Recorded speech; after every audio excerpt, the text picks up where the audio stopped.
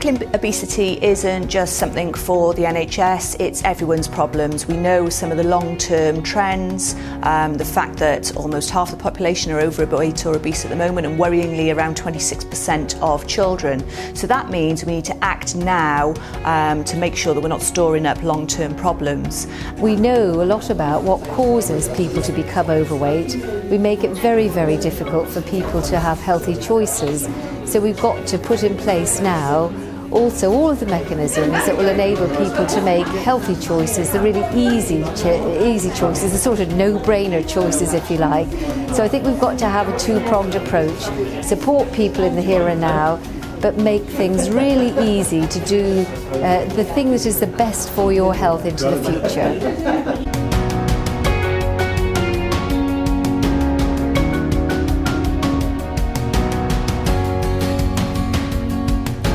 So there are a number of things in Wales which really help us on our journey to promote healthy weights and healthy minds. One of those is the Future Generations Act, of course, because it reminds us that we have to think about the next generation. It reminds us that we need to look at the environment and how that interacts with people's health and well-being. But also within the health system we have the prudent healthcare principles, and we heard about those this evening as well, about making sure that we focus on prevention, about treating people equitably, and those really important points about providing services that people need here in Wales. So we have to provide services, but we also have to protect the interests of the next generation.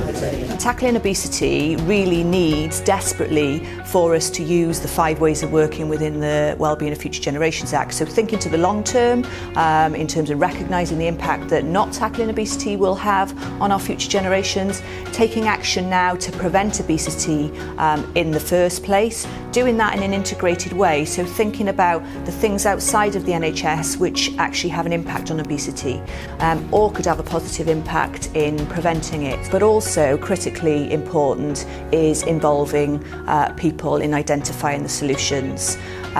People who suffer with obesity are best placed to tell us and to get us to understand the causes of that and the things that would make a difference to them in terms of tackling it. So any new strategy that's developed has got to start from the perspective of the lived experiences of people and be built around what works for them.